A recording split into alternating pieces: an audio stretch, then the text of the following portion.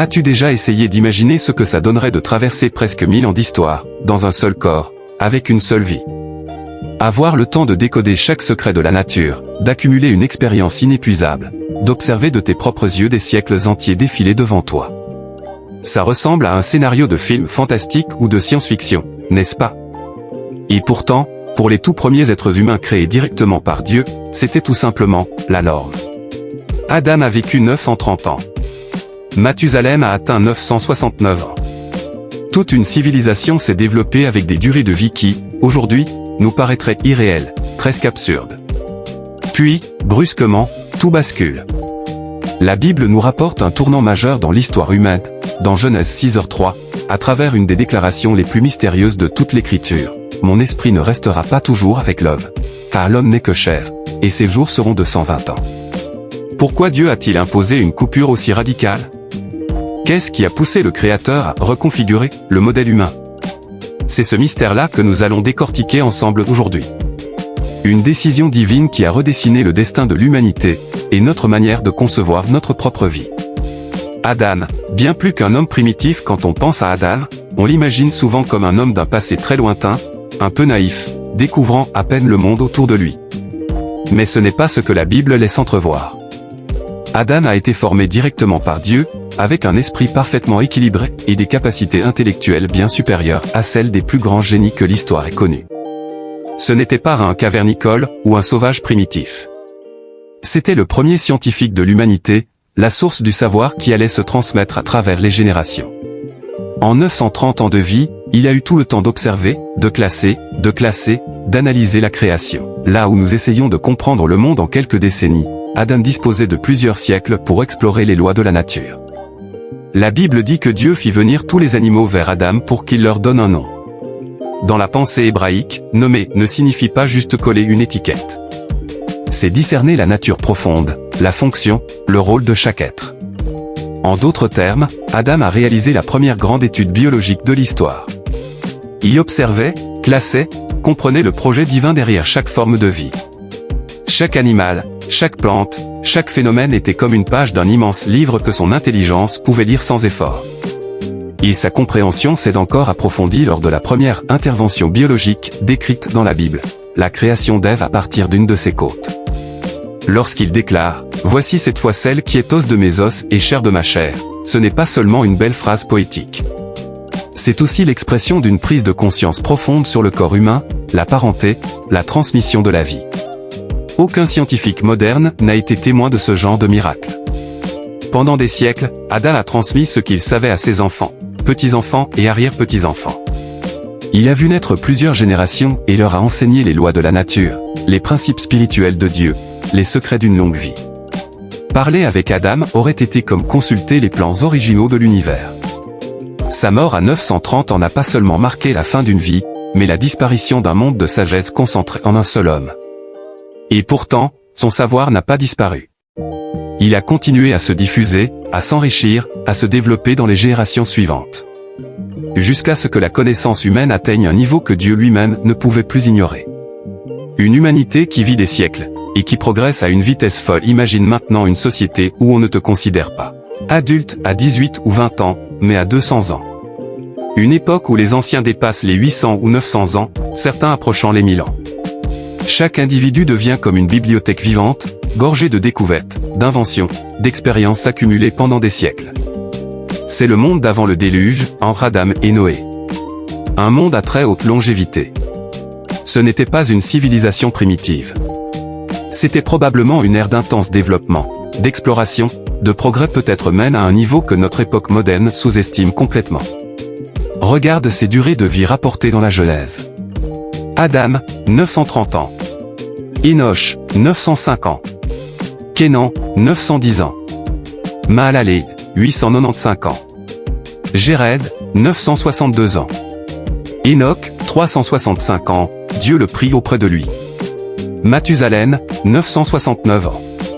Lémec, 777 ans. Noé, 950 ans.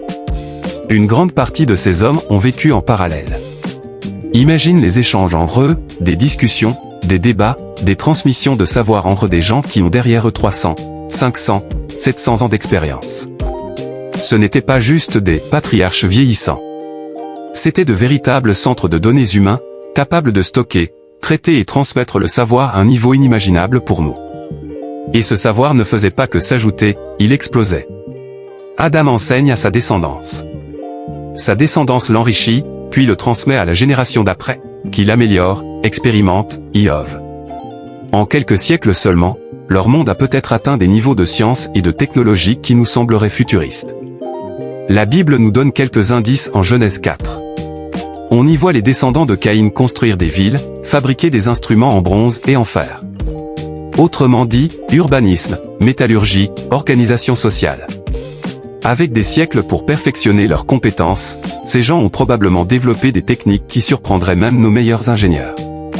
Mais derrière cette explosion de talent, quelque chose de sombre a commencé à se former. Quand la longévité devient un accélérateur de corruption, la même longévité qui permettait au bien de prospérer permettait aussi au mal de s'installer, de se raffiner, de se perfectionner. Des personnes corrompues disposaient de centaines d'années pour affiner leurs méthodes, influencer les foules, diffuser de fausses doctrines, détourner les autres de Dieu. Ce qui avait été donné comme un privilège des vies extrêmement longues s'est transformé en menace pour le plan divin. Au milieu de cette humanité, un homme en particulier attire notre attention, Mathusalem. Lui ne se distingue pas seulement par son âge record de 969 ans. Toute sa vie porte en elle un message prophétique. Son nom, en hébreu, est généralement compris comme ayant le sens d'une annonce liée à sa mort et à ce qui devait suivre. En d'autres termes, la durée même de sa vie était un signal. Son père, Enoch, était un homme connu pour sa relation intime avec Dieu. La Bible dit qu'il marchait avec Dieu, et qu'il fut enlevé sans connaître la mort. Dieu lui révèle qu'un jugement approche. Mais avant ce jugement, il y aura une longue période de grâce. Cette période sera calée sur la vie de son fils, Mathusalem. Chaque année où Mathusalem reste en vie, c'est une année de plus accordée à l'humanité. Une année supplémentaire de patience divine. Une année de plus pour se repentir. C'est comme si Dieu avait lancé un compte à rebours de 969 ans, et qu'il avait choisi de le faire porter par la vie d'un seul homme. Pendant des siècles, Mathusalem vit au milieu des autres comme un rappel vivant. Ceux qui connaissent la signification de son nom savent que, tôt ou tard, quelque chose de colossal arrivera.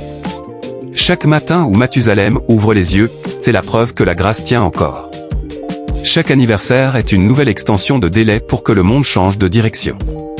Mais la société antédiluvienne ne change pas. Elle s'enfonce. Genèse 6 verset 5 résume l'état du monde. L'Éternel vit que la méchanceté des hommes était grande sur la terre et que toutes les pensées de leur cœur se portaient chaque jour uniquement vers le mal. La patience de Dieu est immense, mais elle n'est pas infinie. Et cette patience était liée au nombre de jours de Mathusalem. En l'an 1656 après la création, selon certaines chronologies bibliques, Mathusalem meurt à 969 ans. Et cette même année, les eaux du déluge recouvrent la terre. Rien de hasardeux là-dedans. C'était exactement ce qui avait été annoncé symboliquement depuis près d'un millénaire. La mort de Mathusalem marque la fin d'une longue période de grâce. Le compteur atteint 0. Avant de quitter ce monde, il transmet sa sagesse et son expérience à son petit-fils Noé. Cette connaissance allait être essentielle pour la mission la plus lourde confiée à un homme, construire l'arche et préserver l'humanité. Mais cela pose une question fondamentale. Pourquoi Dieu n'a-t-il pas seulement jugé cette génération par le déluge, mais aussi modifié la durée de vie humaine elle-même? Pourquoi Dieu a limité la vie à 120 ans quand Dieu déclare dans Genèse 6h3 que l'être humain ne dépassera plus 120 ans? Il ne fait pas qu'annoncer une nouvelle, moyenne de vie. C'est comme s'il installait dans l'humanité une nouvelle configuration. Une sorte de mise à jour profonde, un « reset » du potentiel humain. Ce n'est pas une réaction impulsive. C'est une mesure stratégique pour empêcher l'homme d'atteindre un niveau de puissance et de savoir qui entrerait en compétition directe avec son Créateur.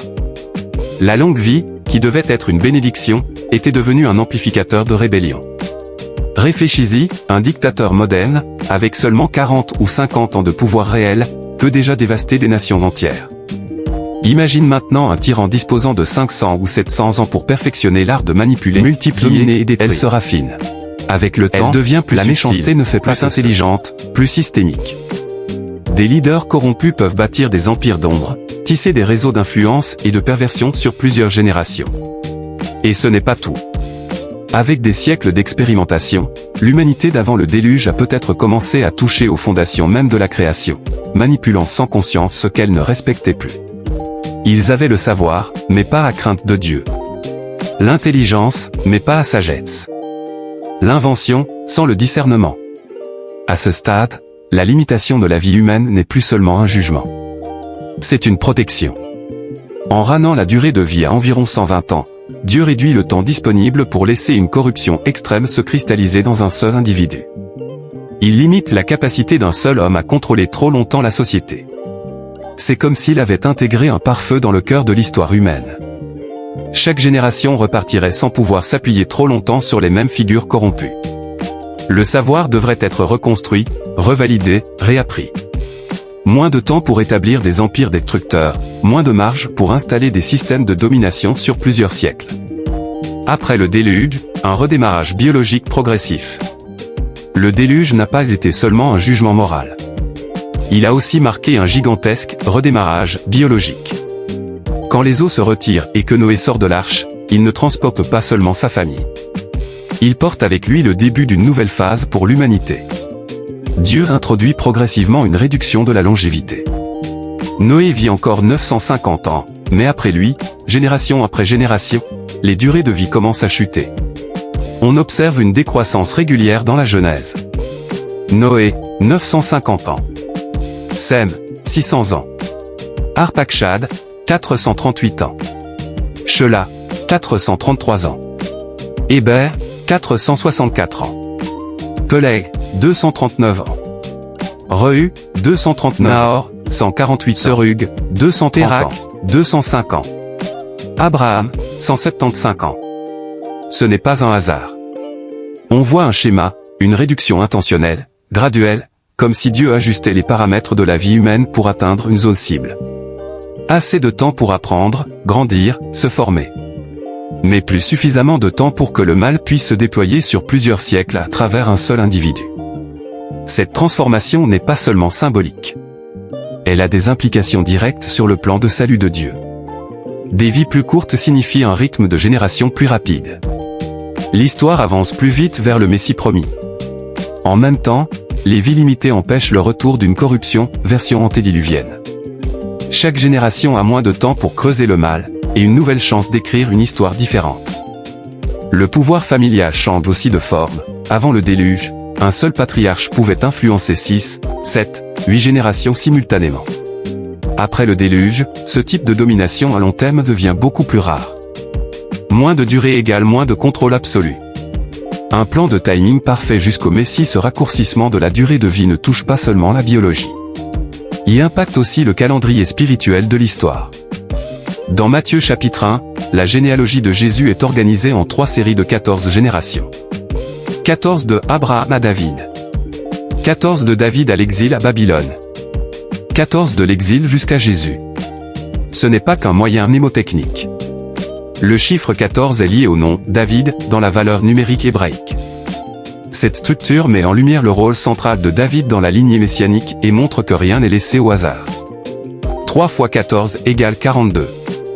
Ce nombre apparaît aussi dans des contextes prophétiques comme un symbole de période sous la direction de Dieu, comme si le Seigneur même plus surprenant la branche messianique pour souligner volontairement certains sur l'héritage, notamment ceux associés à la corruption la plus profonde. Malgré les guerres, il ne s'agit pas d'un crises, cette lignée messianique tient bon. D'un point de vue purement humain, il serait presque impossible qu'une généalogie précise survive à autant de chaos sur près de 2 millénaires. Mais Dieu, lui, garde le fil.